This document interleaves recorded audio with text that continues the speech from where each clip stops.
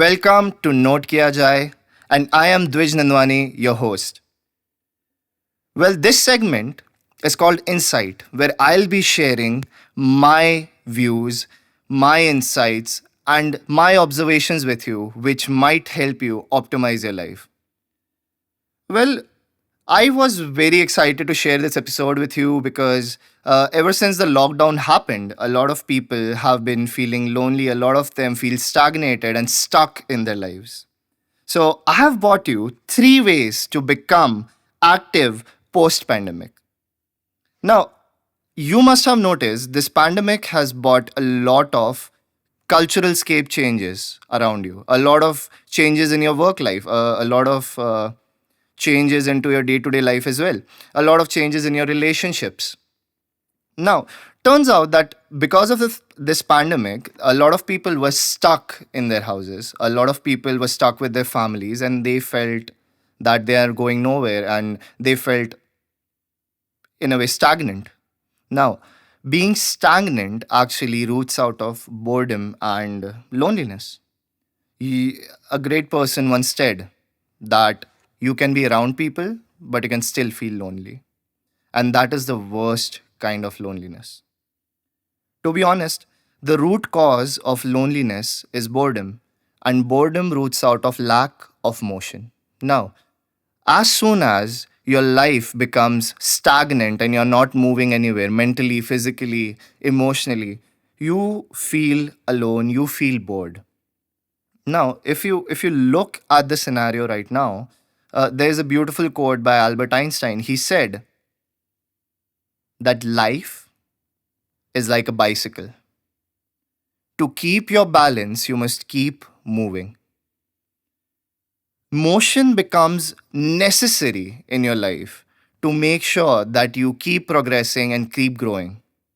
Now, point number one being, how do you beat loneliness and boredom? A lot of people feel bored because they are not moving anywhere. Although we cannot go out physically, go out, meet people, but we can make sure that mentally and emotionally we keep progressing. The best way to do that is try learn something new. Perhaps get a new hobby, do something that you like, spend some time with people in your house, or just call up a friend you haven't talked to.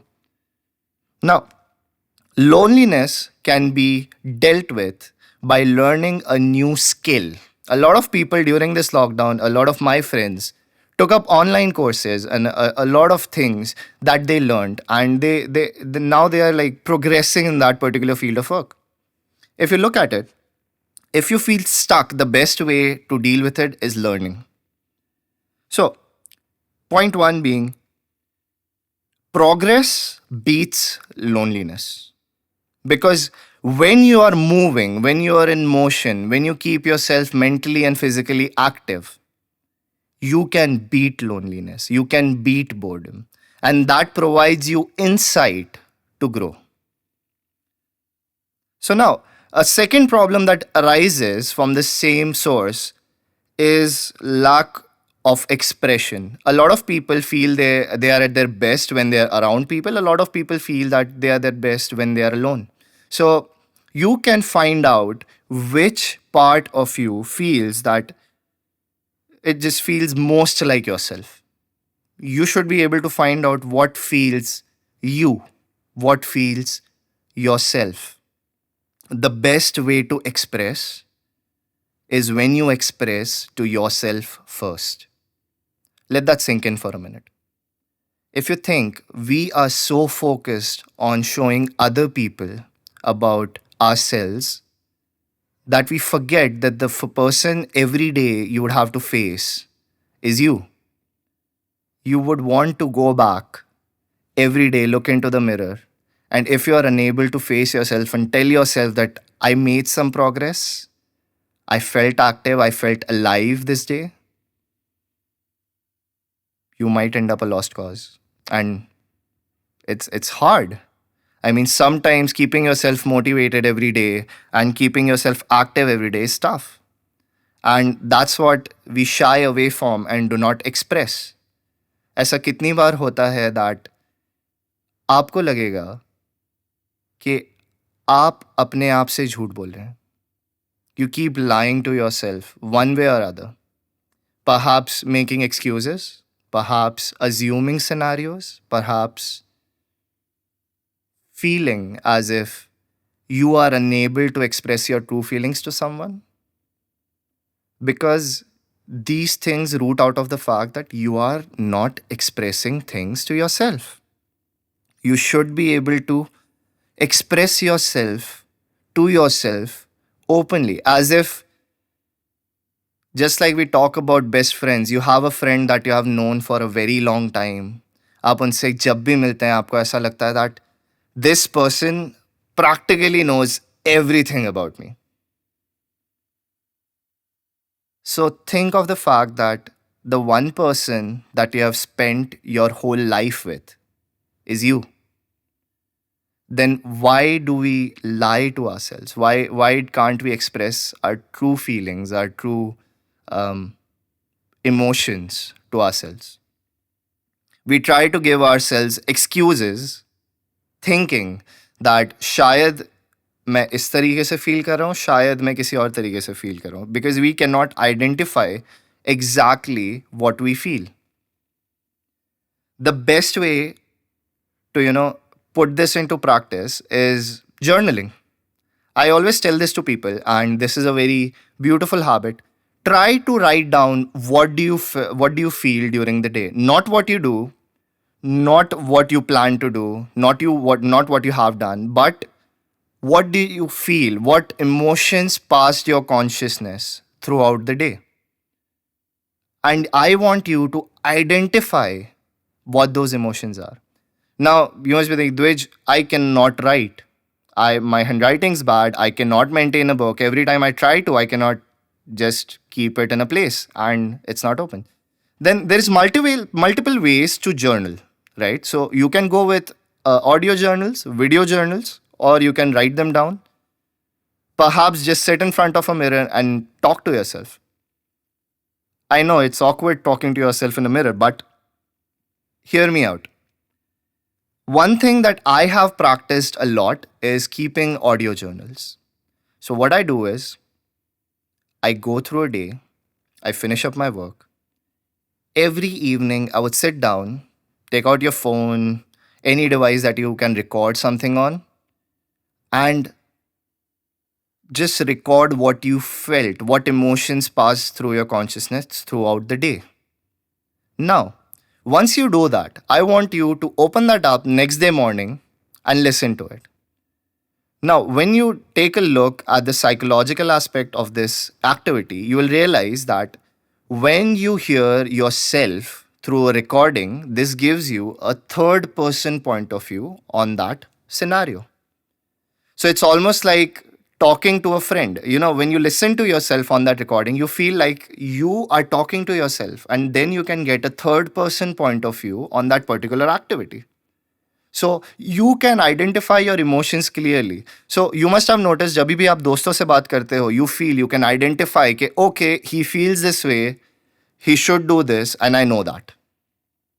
So simply speaking, you can do that even when you're alone.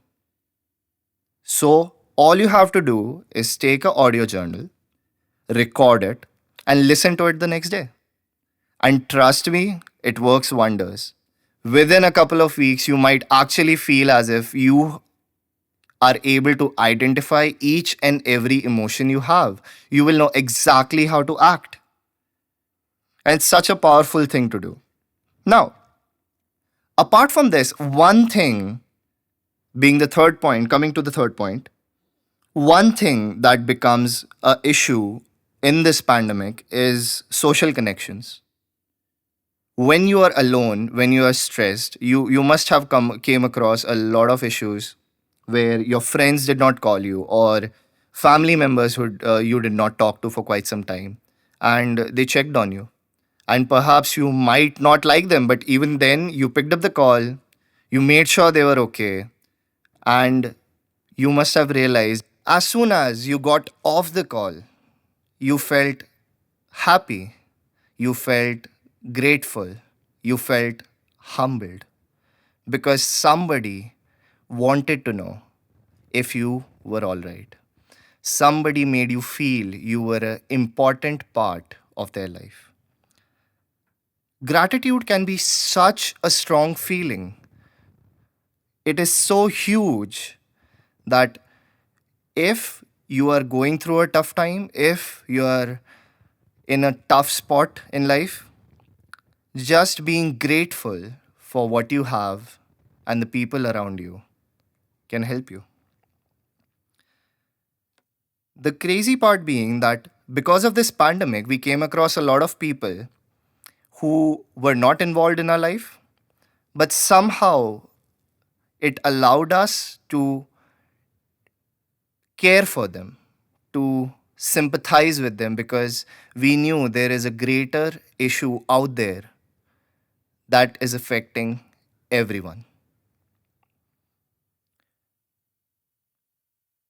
There's a lot of toxic people in a person's life. There is a lot of hate sometimes. Once we get back into our busy schedules, once we get back to our day to day life, we come across a lot of people that might not like us, that have judgment over us, who are judging us day in, day out. But I believe the best thing you can do is be grateful. Gratitude is the key. You should be grateful for all the people that are out there judging you because they see something you don't. Perhaps there is some truth to their judgment. So instead of feeling or taking it as something negative, you should find the root cause of that judgment and work on yourself because someone's negativity can root out of their negative experiences. When somebody is spewing hate towards you, when somebody is throwing shade towards you will realize that because they are in a tough spot, their life is not as positive or as fulfilling, and the best way they can get it out of their system is feeling better about themselves by pulling someone else's leg, making someone else feel bad. And that's okay. A lot of people do that. Instead of being harsh towards them, instead of adopting the same negative ways, take a brief moment and sympathize with them. Take a brief moment and identify what is the cause behind the hate this person's showing me, and make sure that you do not pass it on. Because a lot of times we get hate from someone, and even before we realize, we are lashing out on people that are close to us. We are doing the same sort of ranting towards our friends, family, and loved ones. We feel as if this is our way to get it out of our system, but guess what? The very first person who was showing hate towards you just passed it on to you. And now you're passing it on to the people you love. And that will affect your social connections because the hate that you are trying to express or trying to get out of your system is seeping into your personal lives. It is eating away on your personal connections and relationships. So, one thing you make sure is that you develop deep, meaningful bonds with people. One thing that I have realized through all my friends and social connections I've developed over time, these connections aren't made through a source of negativity.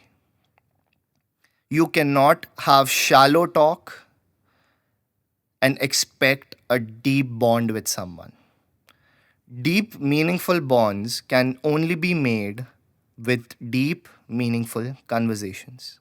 How many times do you go up to somebody and ask them, how do you feel? Let that sink in for a minute. Ask yourself, how many times do you ask that question? We throw it around very casually, and five answers that the most people give is, I'm okay, I'm fine, all good. And the worst one, and okay.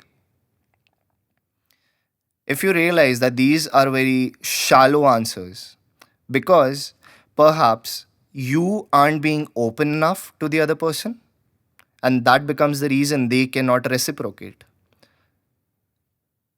So, to start a deep, meaningful conversation, you should be able to open yourself up to the person, which will in turn allow you to have a look at their life, have them express their true feelings to you.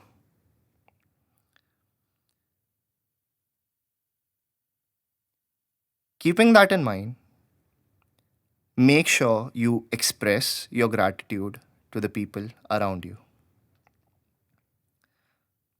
So, guys, these were the 3 points that will actually help you become more active post pandemic, because these things are baseline underlying issues that are affecting us one way or another.